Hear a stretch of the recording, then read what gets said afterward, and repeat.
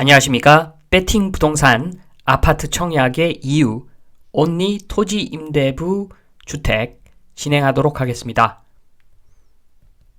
헤럴드 경제 SH 토지 임대부 분양주택 당첨 하한 불이백 2232만원 당첨자 평균 청약 불이백은 2270만원이었다. 내용을 보면 지금 토지 임대부 하면은 생각나는 것이 고덕강일 3단지인데 고덕강일 3단지 생각보다는 그 경쟁률이 제가 예상한 경쟁률보다는 낮았습니다.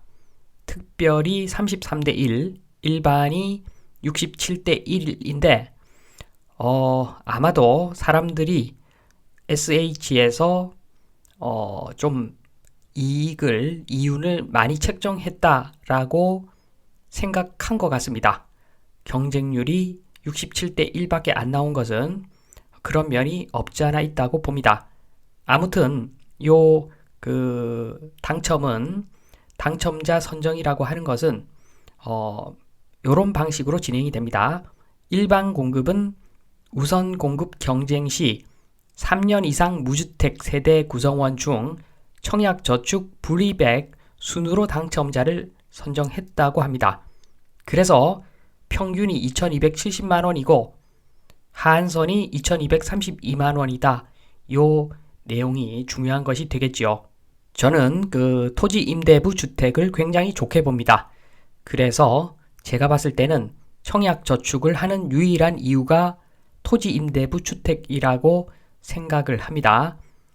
그 이유를 차근차근 설명을 드리겠습니다. 여러 가지 관점에서 차근차근 설명을 드리겠습니다.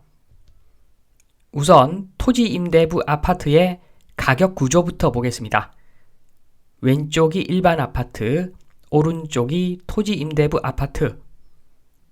두 아파트 모두 서울 도심에 있다고 가정을 하겠습니다. 왼쪽의 일반 아파트부터 보겠습니다. 토지도 사고 건물도 사고 그런 형태인데 건물은 가격이 뻔하죠. 건물은 뻥튀기 할 게 별로 없습니다. 그래서 건물은 3억, 토지가 7억, 요게 좀 고평가된 것으로 보입니다. 그래서 일반 아파트를 10억에 매수할 수 있다면 토지 임대부 아파트는 건물만 구매를 하는 것이기 때문에 10억이 아니라 3억에 매수를 할 수가 있습니다. 물론 토지 임대가 공짜가 아니기 때문에 토지 임대에 대한 임대료를 계산을 좀 해봐야 됩니다. 그 계산을 해보겠습니다. 코스트, 비용 측면에서 검토를 좀 해보겠습니다. 일반 아파트는 7억에 대해서 금리 4%를 적용을 하면은 월 비용이 금융비용, 이자로 나가는 비용이 월 230만원 정도 됩니다. 반면에 토지 임대부 주택은 토지에 대한 임대료가 월 50만원 정도 이런 식으로 책정이 되죠. 그러면 금리 4%를 적용해 보면은 원금 개념으로 환산을 하면은 1억 5천 정도 됩니다. 1억 5천. 그러니까 건물 3억에 토지 7억 해서 10억으로 살 수 있는 일반 아파트를 토지 임대부 아파트를 사면은 건물 3억에 토지 1억 5천 4억 5천에 매수하는 효과가 있죠. 금리 4% 가정했을 때 토지 임대부 아파트가 엄청나게 가격 구조를 봤을 때 효율적입니다. 토지 임대부 아파트가 좋죠. 이렇게 보면. 그리고 한 단계 더 나가 보겠습니다. 저는 결국에는 대한민국, 일본 따라 간다고 봅니다. 인구가 급감하고 있기 때문에 나중에 금리가 거의 0.5% 요 수준까지 갈 수도 있는데 아주 먼 미래의 일이고 일단 금리를 2% 가정을 하겠습니다. 2%만 잡아도 코스트 한번 계산해 보면 7억의 금리 2%, 월 이자가 120만 원으로 팍 줄어듭니다. 반면에 월 50만 원에 대해서 금리 2% 적용하면은 원금 개념으로 봤을 때는 3억으로 늘어납니다. 그래서 지금 건물 3억에 토지 7억짜리 10억짜리를 토지 임대부 아파트 사면은 건물 3억에 토지 3억 6억에 매수하는 효과가 되는 거죠. 그래서 금리가 이렇게 떨어지면은 토지 임대부 아파트 매력이 점점 떨어지는 방향으로 갑니다. 여기서 한 단계 더 갑니다. 초저금리 상황, 일본처럼 된다. 대한민국, 일본처럼 된다. 그렇게 될 확률이 높죠. 그러면 코스트 한번 다시 계산해보면 금리가 0.5%입니다. 그러면 7억에 대한 금융비용은 월 30만 원으로 엄청나게 줄어듭니다. 반면에 50만 원에 대해서 금리 0.5% 적용을 하면은 원금 개념으로 12억이 되어버립니다. 이러면은 일반 아파트 10억짜리를 토지 임대부 아파트 15억에 매수하는 결과가 나옵니다. 요 그림만 보면은 장기적으로 봤을 때 토지 임대부 아파트 요거 사면 안 되겠다 요런 생각이 드시겠지만 그렇게 이 그림처럼 현실은 그렇게 단순하지가 않습니다. 그 내용을 좀 설명드리겠습니다. 일종의 착시 효과인데 지금 대한민국은 비정상이죠. 비정상적인 주택시장이 나중에 정상적인 주택시장으로 가겠죠. 그런 측면에서 한번 보겠습니다. 일단 왼쪽 현재입니다. 비정상이죠. 전세 가격, 물 높이가 전세 가격, 기름 높이가 매매 가격, 요상한 구조인데 결국 전세 제도는 없어지게 되어 있습니다. 우리나라에만 있는 전세 제도가 영원할 수는 없습니다. 전세 제도 인구 감소와 함께 자연스럽게 사라지면서 지금의 전세 가격 나중에 매매 가격이 될 겁니다. 비정상이 정상이 된다는 거죠. 요걸 풀어서 설명을 좀 드리면 비정상은 정상화가 된다는 겁니다. 지금 7억 금리 만약에 0.5% 떨어진다. 그러면 이자가 월 30만 원이죠. 그러면 안 봐도 뻔합니다. 지금 상황에서는 지금 여건에서는 안 봐도 뻔하죠. 싸다. 대한민국 하면서 사람들 마구마구 아파트 매수를 할 겁니다. 그런데 이게 비정상이죠. 비정상입니다. 그러니까 이런 나라는 없습니다. 이런 나라는 없습니다. 7억 대출을 받으면 금리가 0.5%라고 하더라도 월 한 300만 원 정도를 갚아야 됩니다. 원금 플러스 이자 이런 식으로 월 300 정도 갚아야 되는 모기지 형태가 일반적인데 이렇게 월 300만 원을 갚더라도 20년 정도 걸립니다. 20년. 7억 갚는데 월 300으로 20년이 걸립니다. 다른 나라 입장에서 봤을 때 7억 대출 너무 비싸죠. 월 300씩 20년간 나가야 됩니다. 비싼 거 맞습니다. 나중에 우리나라도 요렇게 될 거라는 겁니다. 7억이나 빌리고 이자만 갚는 족보 없는 나라는 없죠. 있습니다. 대한민국은 얼마 전까지 그랬는데 앞으로는 점점 전세제도도 없어지면서 7억 굉장히 많이 빌린 금액이 될 겁니다.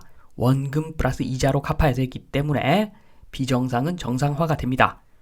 요게 궁극적으로 대한민국도 요렇게 된다고 보면은 그러고 나서 다시 초저금리 상황 코스트 한번 보면은 월 30대 월 50 요 숫자만 가지고는 결론이 안 납니다.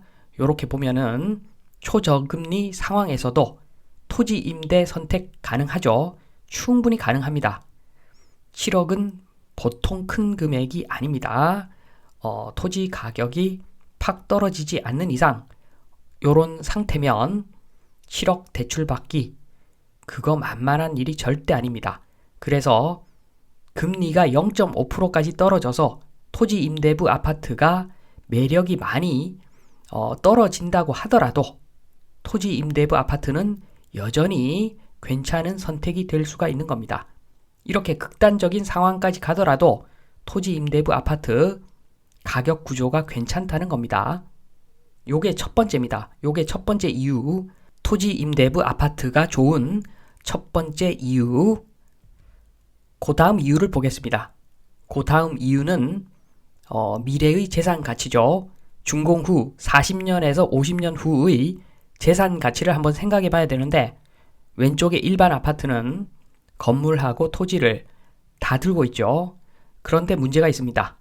이 토지가 내 마음대로 할 수 있는 내 땅이 아니라 공유지분 땅이라는 겁니다.